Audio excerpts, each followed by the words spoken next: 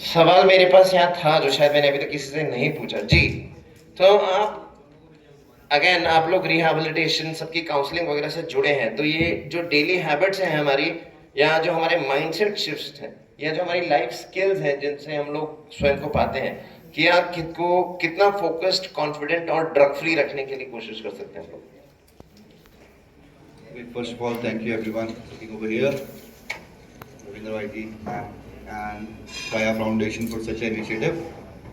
पहले तो एक एडिक्शन ड्रग फ्री किसके ऊपर बात चल रही है, तो एक बड़ी खास बात बताता हूँ कि एक एडिक्ट के अलावा उसके आसपास सबको पता होता है कि वो एडिक्ट है, एक एडिक्ट को नहीं पता होता कि वो एडिक्ट है। So it is like intervention बाहर से जब जरूरत पड़ जाती है कि becoming an addict, nobody wants to be an addict and he doesn't know that he is an addict. So family interventions, जैसा आपने बोला अभी क्वेश्चन आपका कि अपने मोटिव्स, अपने गोल्स, सो दिस इज, जब तक एक इंसान एडिक्शन में होता है ना, उसको ये नहीं समझ में आता है कि वो किसी चीज का एडिक्ट हो चुका है।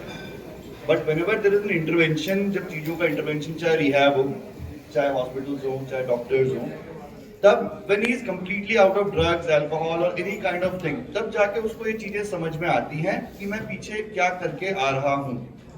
एक काउंसलिंग द्वारा या ग्रुप थेरेपी द्वारा ये बात बताई जाती है और एहसास बहुत ज्यादा जरूरी होता है कि मेरी वजह से कि एक एडिक्ट के आसपास का माहौल भी बड़ा खराब होता है। अगर एक एडिक्ट घर पे एक बंदा एडिक्ट है ना, तो उसकी फैमिली, फादर, मदर, वाइफ, बच्चे, वो लोग भी भुगत रहे होते हैं। सो ये एक बेसिकली बहुत ज्यादा ट्रॉमेटिक सिचुएशन हो जाती है फैमिली के लिए। और खासकर रिहैब एक ऐसा है कि समाज में अगर आप देखेंगे तो एक रिहैबिलिटेशन सेंटर या नशा मुक्ति केंद्र बहुत ही खराब वर्ड या बहुत ही खराब इमेज लेके चलते हैं, लेकिन एट द लास्ट फैमिलीज जाती हैं। तो वही चीज वो तब होता है ना कि जब कोई रास्ता नहीं दिख रहा है, कुछ नहीं दिख रहा है, तो then we go over there and then we have such a shame that okay it's a rehab और it's a de addiction centre. So उन चीजों से सबसे पहले हमें बाहर निकलने की जरूरत होती है। हम मेंटल हेल्थ के बारे में खुल के नहीं बोलते हैं। There are a lot of people, families who are struggling with depression, anxiety disorders, but again they don't pay any attention towards it. तो basically motive as per the question एक यही रहता है कि एक डिसिप्लिन्ड लाइफ होनी चाहिए। Motivation आपका बहुत कम समय के लिए काम आता है, but yes, discipline in life can take you to a successful, if you want to be successful anywhere. So एक डिसिप्लिन्ड लाइफ होती है। मुझे मेरे गोल्स, मेरे मोटिव्स पता होने चाहिए। और जो मेजरली चीज ये होती है ना कि मुझे इस चीज का पता है, ऐसे मैम ने भी कहा था ना कि ठेके खुले हैं।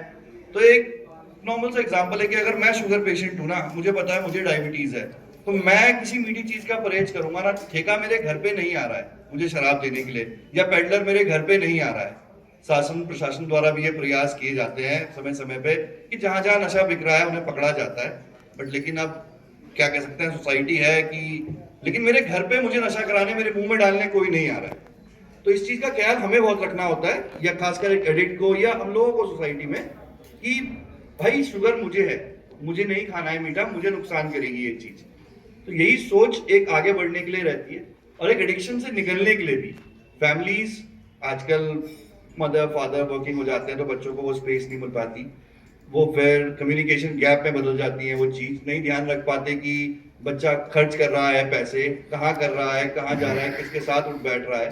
तो ये सब चीजें अगर कंटिन्यूसली मॉनिटर की जाए तो हमें पता लग जाता है कि weather a person is going into a wrong society और एडिक्शन में जा रहा है, तो that can be a cure.